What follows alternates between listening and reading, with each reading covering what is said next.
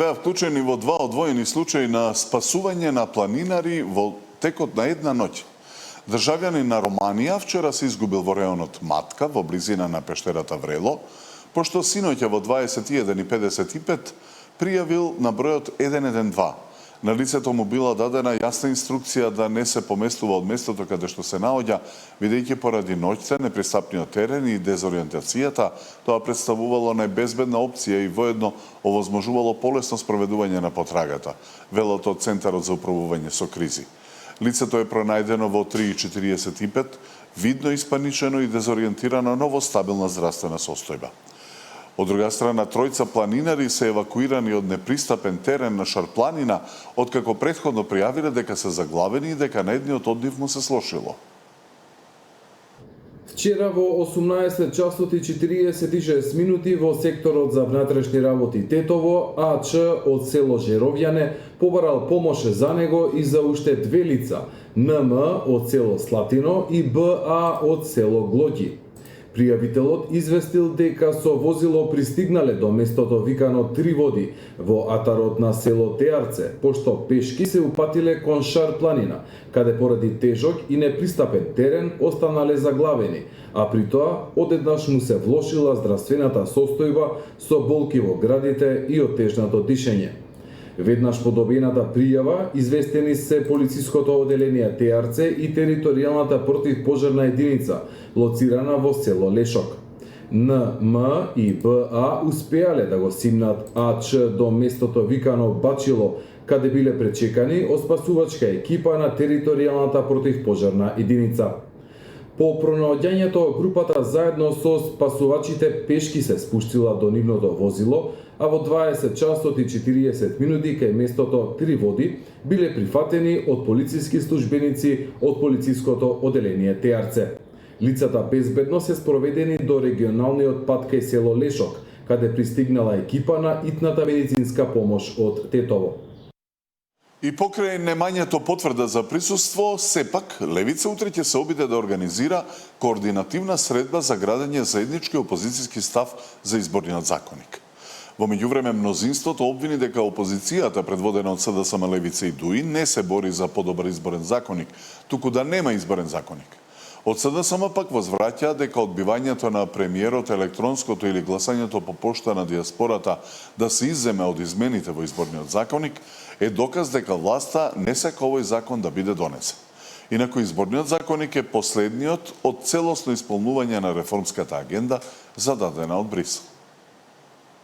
Опозицијата, предводена од СДСМ, Левица и ДУИ, не се бори за подобар изборен законик, туку за да нема изборен законик, обвинуваат од ВМРО ДПМН.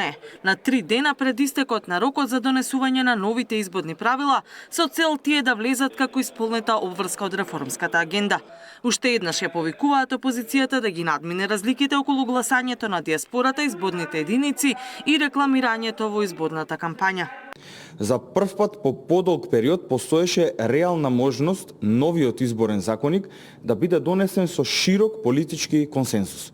Наместо Македонија да покаже политичка зрелост и да испрати порака дека најважните закони можат да се носат со договор, опозицијата избра конфронтација и дневно политички пресметки.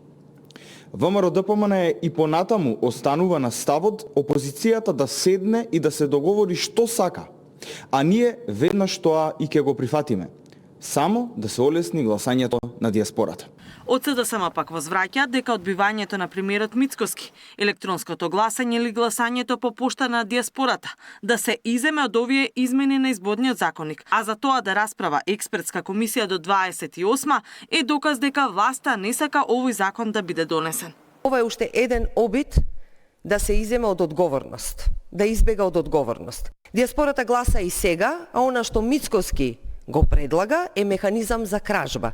И СДСМ се обидува да го спречи токму тој обид на Мицкоски да направи и да си обезбеди механизам за кражба преку начинот на кој што тој предлага да гласа диаспората. И од Левица обвинуваат дека е несериозно, но што владеачкото мнозинство собствената одговорност се обидува да ја префрли врз опозицијата. Сепак велат дека нема да дозволат оваа ситуација да биде искористена како нов изговор за пропаѓање на неопходните изборни реформи и дека утре ќе побараат опозицијски состанок.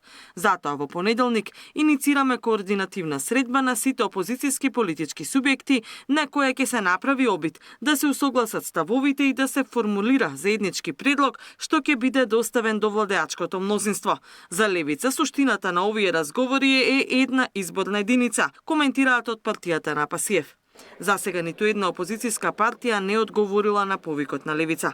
Измените на изборниот законник кои беа усогласувани меѓупартиски преку работното тело во Министерството за правда беа блокирани со речиси 14.000 амандмани од СДСМ, Левица и Лигата на села. Доколку сепак се најде политички компромис до среда и измените бидат усвоени во собранието, Европската Унија ќе ни додели дополнителни 4 милиони евра од планот за раст. Катерина Нешкова, Сител телевизија. Владината просечна потрошувачка кошничка наспроти синдикалната минимална, конечно ќе го види светлото на денот. Кошничката ќе содржи основни производи, нема да има ексклузивен овош и зеленчук, ниту пак цигари, алкохол и други акцизни стоки. На економско-социјалниот совет, каде треба да биде усвоена, ќе се разгледуваат и мерки против растечките цени и маржите на трговците.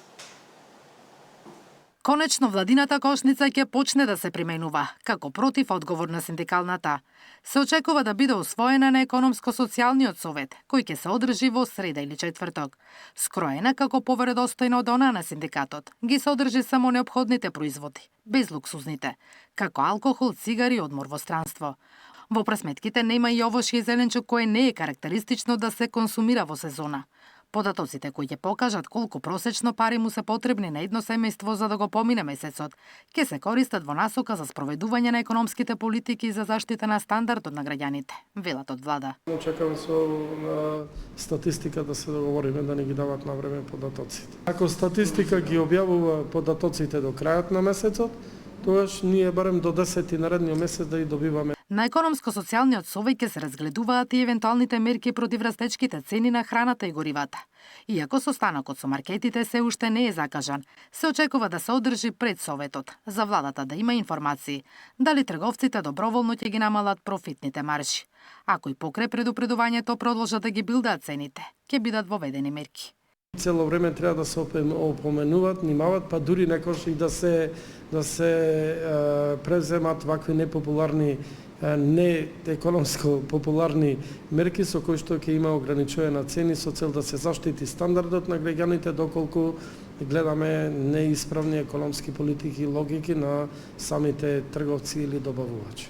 Анализата на Државниот пазарен инспекторат е готова и пратена до влада. Се комплетираат бројките и според првиот човек на пазарна, каде е нотирано зголемување на бруто профитните маржи над 2%.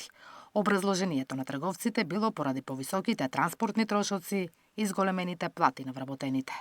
Наташа Мерсовска, Сител телевизија. Со целосно завршени контроли и процедури, Министерството за образование и наука досега затвори 18 институти и еден приватен факултет. А во процес на затворање се уште 5 до 6 институти и се прави мониторинг на најмалку 5 универзитети. Зошто се затворени и какви неправилности се констатирани, беше едно од прашањата за Министерката за образование и наука Весна Јаневска, која гостуваше во Дневникот на Сител. Например, Институт за бизнес економија во Скопје, Институт за геобиологија, археологија, подземни води и екологија во Скопје, Институт за мода, фешн дизајн во Тетово, Институт за одржлив развој и управување со климатски промени и така натаму да не ги набројувам. Научни установи. Научни установи кои за жал не се бавеле со наука и постоеле тогаш кога добиле дозвола, нели, за да постојат, која била идејата дека ќе направат нешто, не знам, но факт е дека проверките која ги направи комисијата на МОН покажа недостатоци, различни беа недостатоците кај сите нив. Некаде не беа исполнети условите за бројот на научници кои треба да работат на институтот. Некаде воопшто немаше програма за научно-истражувачка работа, воопшто немало визија што ќе се работи и она што беше најбрутално, па јас го кажував, најдовме институт во казино, па најдовме институт во продавница, во задна просторија на продавница, станица, тоа се е сега затворено и да бидам честна, 3-4 кога видоа дека почнуваат контролите, сами се затворија. Сами се затворија и продолжуваме. Значи има рок. Прво правиме контрола, па им даваме рок од неколку месеци за да ги поправат помалите промени доколку нели ги можат да ги поправат. Вообичаено не ги поправат и после тој рок ги затвараме. И тука е крајот на денешното издание на информативните емисии на Сител. Ви пожелувам пријатна вечер со нашата програма.